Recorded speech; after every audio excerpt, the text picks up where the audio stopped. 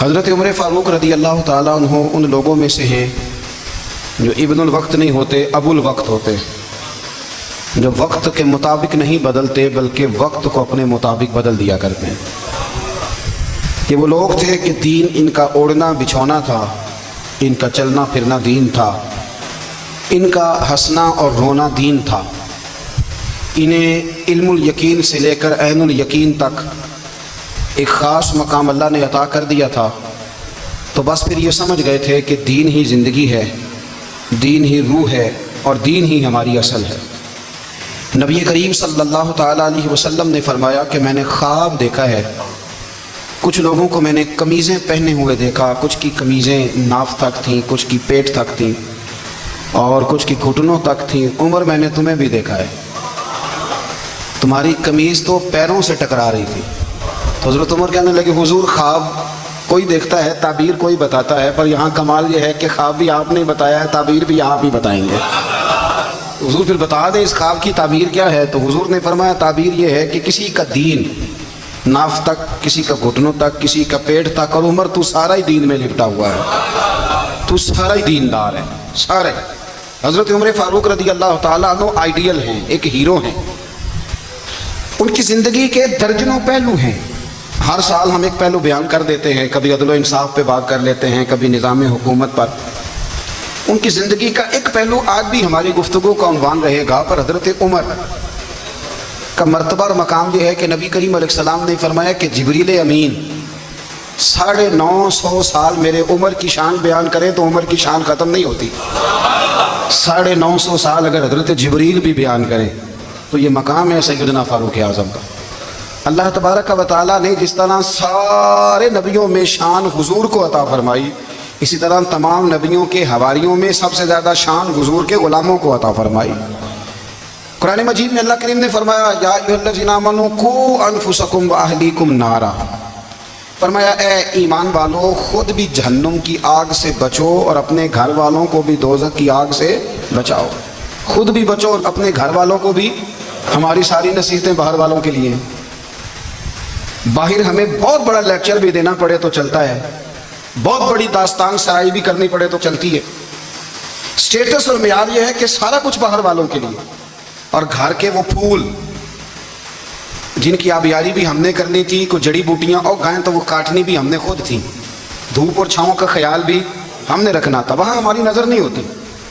پڑوسی کے بچے کیا کر رہے ہیں یہ سارا پتہ ہوتا ہے، اور میرے گھر میں کیا گل کھل رہے ہیں اس کی مجھے خبر نہیں ہوتی۔ حضرت عمر فاروق نے جب یہ آیت نازل ہوئی تو فوراً عرض کیا یا رسول اللہ صلی اللہ علیہ وسلم اس کا کیا مطلب ہے کہ خود بھی دوزخ کی آگ سے بچو اور اپنے گھر والوں کو بھی بچاؤ؟ تو نبی کریم علیہ السلام نے فرمایا عمر اس کا مطلب یہ ہے کہ جن چیزوں کا اللہ رسول تمہیں حکم دیتے ہیں تم اپنے گھر والوں کو ان چیزوں کا حکم دو، اور جن چیزوں سے اللہ رسول تمہیں منع کرتے ہیں تم اپنے گھر والوں کو بھی ان چیزوں سے منع کرو۔ حضرت عمر فاروق کی زندگی میں جو چیز آپ کو بہت زیادہ ملے گی نا وہ یہ ہے کہ آپ نے جتنا کڑا احتساب محاسبہ باہر والوں کا کیا ہے نا، اس سے زیادہ بڑھ کے اپنا اور اپنے گھر والوں کا کیا۔ یہ بڑا عجیب معاملہ ہے کہ ہم جتنے لوگ ہیں ہمارا معیار یہ ہے کہ سامنے والا غلط ہے اور میں ٹھیک، یعنی دوسرے کا بچہ گلی میں نظر آ جائے تو اس کی غلطیاں نکلنی شروع ہو جائیں گی، اور میرا بچہ سارا شہر گھوم آئے ایک ٹائر پہ موٹر سائیکل پہ تو ہم کہتے ہیں کہ ابھی بچہ ہے، انشاءاللہ سیانا ہو جائے گا۔ اگر ابا جی آج تک سیانے نہیں ہوئے کہ اس کو سمجھا لیں تو پھر بیٹے کا سیانا ہونا تو ہو سکتا ہے کہ وہ 60-70 سال لگ ہی جائیں۔ گھر کے اندر جب تک توجہ نہیں ہوتی، اور سب سے پہلے جب تک اپنی ذات پر توجہ نہیں ہوتی، میں کہا کرتا ہوں کہ باہر لیکچر چلتا ہے گھر میں عمل چلتا ہے، لیکچر باہر چلتا ہے گھر کے اندر عمل چلے گا۔ باہر تو آپ نے کہہ دیا نماز پڑھا کرو، ختم ہو گئی بات، لیکن گھر میں بچے نماز تب پڑھیں گے جب ان کے والد نماز پڑھیں گے۔ گھر میں کہہ دیا پردہ کرو، پر گھر میں بچیاں پردہ تب کریں گی جب ان کی اماں پردہ کرے گی۔ گھر کے اندر عمل چلتا ہے، باہر تو چلو بات بھی چل جاتی ہے۔ تو والد کا جب تک کردار بچے نہیں دیکھتے جب تک، اتنی دیر تک ان کا تبدیل ہونا ممکن نہیں ہوتا۔ حضرت عمر فاروق رضی اللہ تعالیٰ عنہ باہر والوں کا بھی بڑا سخت حساب کرتے تھے۔ بڑا ایک گورنر صاحب نے لباس بڑا شاندار پہننا شروع کر دیا تھا تو حضرت عمر نے اتروا کے نا تو انہیں ٹاٹ کا لباس پہنا کے تو اونٹ چرانے کی ڈیوٹی دے دی تھی۔ اتنا سخت احتساب کرتے۔ کسائی کی دکان پر بھی 1-2 گھنٹے کھڑے ہوتے تھے۔ جو آدمی مسلسل 2 دن گوشت خریدتا تھا نا فرماتے تھے اس کا ٹیکس بڑھا دو، لوگوں کو دال نہیں مل رہی اور یہ روز گوشت کھاتا ہے. حضرت فاروق اعظم اس کو جزیہ کہا جاتا تھا یا کچھ اور معاملات ہوتے تھے بڑھا دیتے تھے. مسلسل جو 2 دن آدمی گوشت کھاتا تھا فرماتے تھے مدینے میں غربت ہے, اگر یہ والا نظام تم کرو گے تو غریب لوگ کس کی طرف دیکھیں گے. لیکن اس سے زیادہ بڑھ کر جو ان کی زندگی کا معیار اور سٹیٹس تھا وہ یہ تھا کہ اپنے گھر کا خاص خیال رکھتے, خاص توجہ کرتے. ملک شام سے اور ایران سے کچھ لوگ آپ کی خدمت میں آئے تو وہاں سے کچھ کنیزیں بھی آئیں ان کے بادشاہ کا پیغام لے کے. شاہ ایران کی کنیز کو ملکہ نے کہا کہ نا حضرت عمر کی زوجہ کو دیکھ کے آنا ذرا کس طرح کی ہے. ہمارے ملک میں کیا کہتے ہیں خاتون اول, باقی سارے دوؤں میں خاتون اول, ذرا خاتون اول کو دیکھ کے آنا. تو وہ جب آئی نا گھر میں ملنے تو کہا کہ مجھے میری ملکہ نے کہا تھا کہ عمر کی زوجہ سے اہلیہ سے ملاقات کر کے آنا. تو حضرت عمر کی اہلیہ نے نا ایک جوڑا کپڑوں کا دے دیا ملکہ کے لیے اور ایک خوشبو کی شیشی دے دی.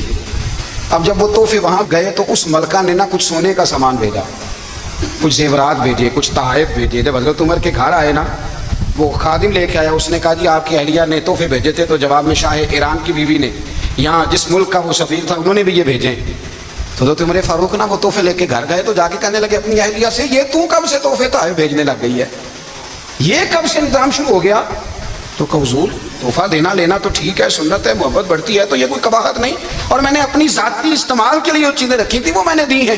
تو حضرت عمر فاروق رضی اللہ تعالیٰ عنہ فرمانے لگے ہم نے کسی ملک کے ساتھ اور اس کے بادشاہ کے ساتھ ذاتی تعلق نہیں بنانا, تعلق جو بھی بنے گا رسول اللہ کے دین کی برکت سے بنے گا. ذاتی رشتے نہیں ہم نے قائم کرنے, ذاتی.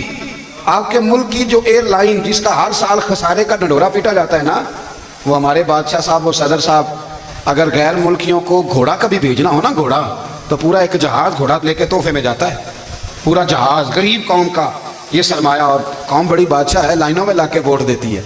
2 کام ہمیشہ لائن میں لا کے کرنے, ایک بل لائن میں لا کے جمع کرانا ہے اور ایک ووٹ لائن میں لا کے, تاکہ پھر پورے 5 سال لائن میں ہی لگے رہیں. مرضی سے آپ ووٹ دینا پر جو بات درست ہے اس کو سنو.